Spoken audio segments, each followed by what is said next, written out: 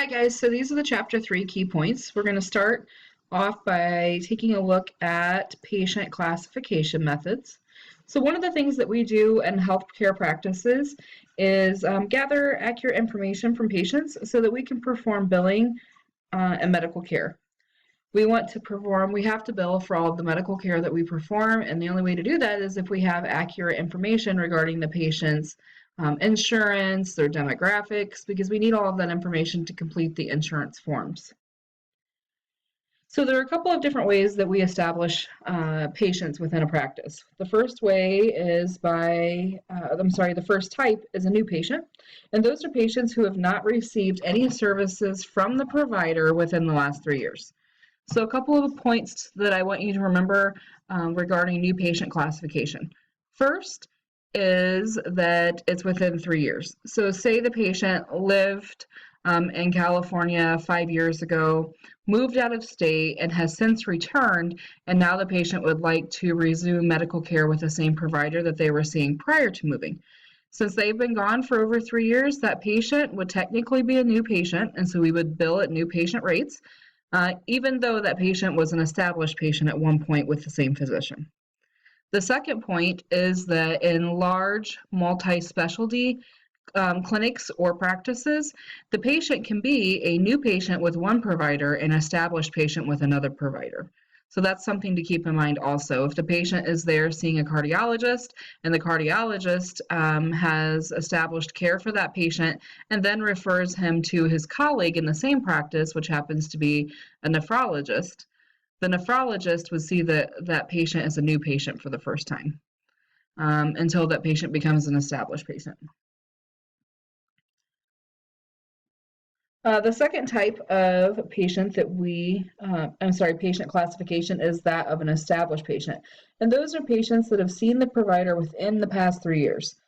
So what we do to keep information up to date on established patients is typically once every 6 months or so, we will have them update all of their information, financial information, insurance information, demographics, et cetera, so that we can keep up to date with all of their stuff too. Okay, so let's take a look at some of the information that we would need to gather from a new patient. So first of all, outside of their basic information that we're going to gather, which is their address, their name, their employer, phone numbers, contact information, all of that basic demographic stuff, we're going to then also collect a patient's detailed medical history. So usually the demographic stuff we collect prior to the appointment. Sometimes we'll mail the patient registration forms, or we will have them go online and complete a pre-registration form online prior to their appointment. And then once they get there, we will give them one of those super long, super fun, tedious medical history forms so that they can complete all of their medical history prior to being seen. And while those forms are super long and they are super tedious, they are also super necessary for proper treatment. So we want to make sure that we get those taken care of for all of our new patients. Another thing we're going to gather is insurance data for the patient or for the guarantor. The patient isn't always necessarily the guarantor or the person who is insured.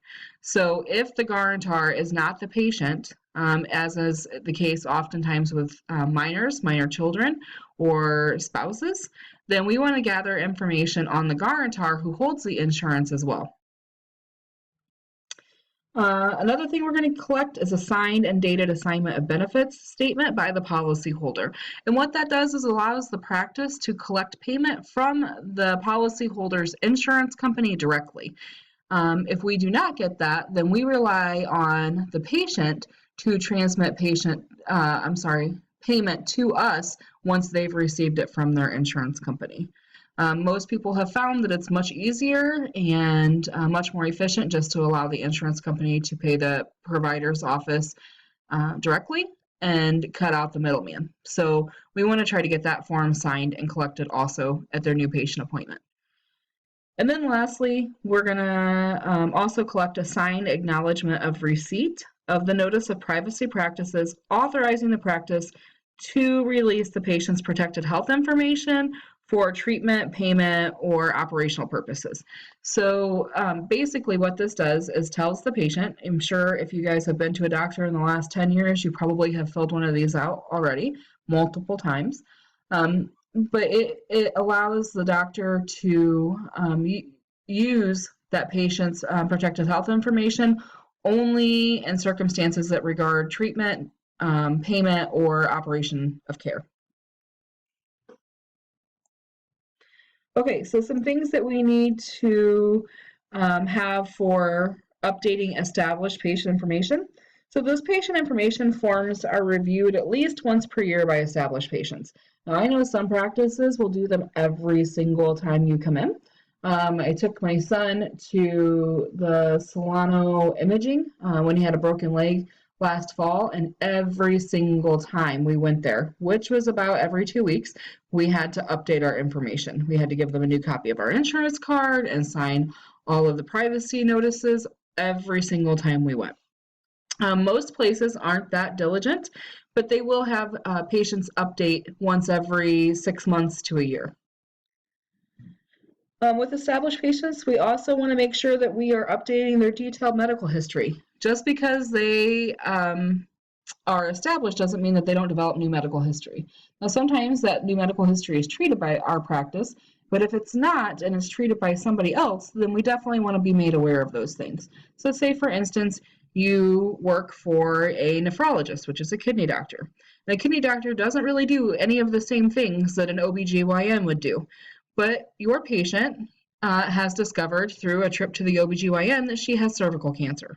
Cervical cancer, while it may not be detrimental to the kidneys immediately, can wreak havoc if it metastasizes. So you definitely want to make sure that we're updating medical history every time the patient comes in. Insurance data is also updated for the patient or guarantor every time that they come in. That's for billing purposes. It's a little bit difficult to bill if we can't find the people that we're supposed to be billing or have incorrect information for their billing.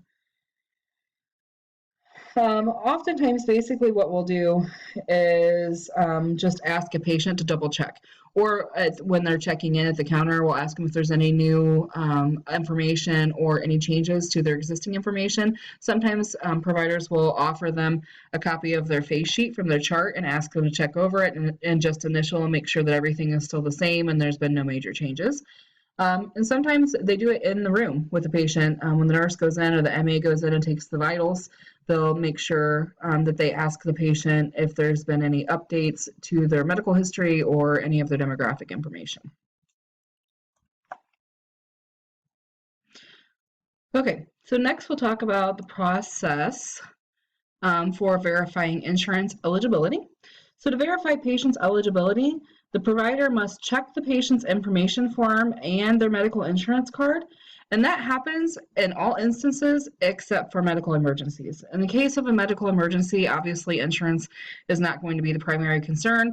Saving the patient's life will be, but outside of medical emergencies, we always want to verify insurance eligibility and check the insurance card. The provider also contacts the payer to verify the patient's general eligibility for benefits, the amount of co-payment or co-insurance that will be due at each visit, and then also to determine if the planned encounter is for a covered service that is considered medically necessary by the payer. So what this means essentially is that we will check on behalf of the provider for covered services, and then to make sure that we are billing correctly by charging the correct co-payments and calculating the co-insurance correctly. And then also, we're not going to perform any services that may not be covered by the insurance company. And if we need to perform a service that isn't going to be covered by the insurance company, then we need to make the patient aware that they will be financially responsible for that. So that brings us to prior authorizations and referrals. So a pre-authorization is also known as a prior authorization, and those are requested before a patient is given certain types of medical care. So basically what we do is we query the insurance company and say, hey, we would like to do this procedure on this patient, and we need to know if you're going to pay for it up front.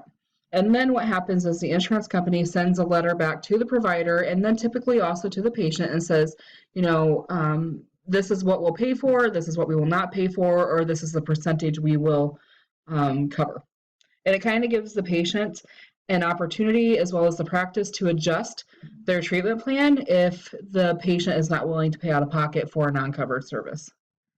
So in the case of referrals, the provider often needs to issue a referral number and a referral document in order for the patient to see a specialist under the terms of medical insurance. A lot of medical insurances require referrals to come from a patient's primary care provider. Providers must handle these situations correctly to ensure that services are covered if possible. We don't want to put the patients in any unnecessary debt by not doing our jobs correctly. So if the patient needs a referral or a prior authorization, then we need to make sure we're doing those in a timely fashion and efficiently. Okay, so moving on to our next point, we need to figure out what to do for patients who have more than one insurance. And while it may not seem like it's as common as it once was, it's still fairly common to see patients who have multiple insurances. So if a patient has multiple insurances, we have to figure out which one is primary for that patient. So the patient information forms and insurance cards should be examined to determine if one or more health insurance policy is in effect. That happens a lot with Medicare patients. Medicare patients will have Medicare, and then we'll have a Medicare supplementary insurance. Married patients sometimes will have two insurances. Children of divorced or separated parents, or even children of married parents, if they're fortunate enough, will have multiple insurances because each parent will carry that child or spouse or each spouse will carry one another on their insurances. If we find out that the patient has more than one health insurance, we have to determine which policy is the primary based on the coordination of benefits rule. That information is then entered into the chart, and all necessary communications with the payers are performed. So here's what we do. Usually when a patient has more than one insurance, if it's the patient is the subscriber to the insurance, that will be their primary.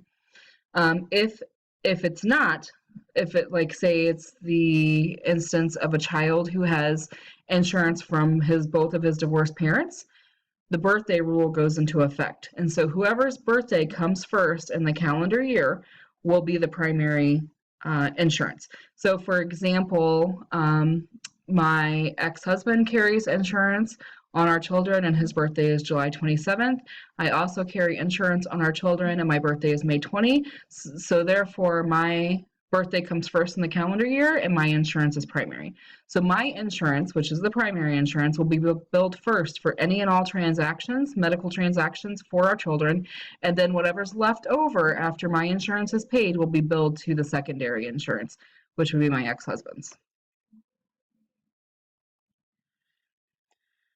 Okay, so using encounter forms, I think is what we have next. Yep.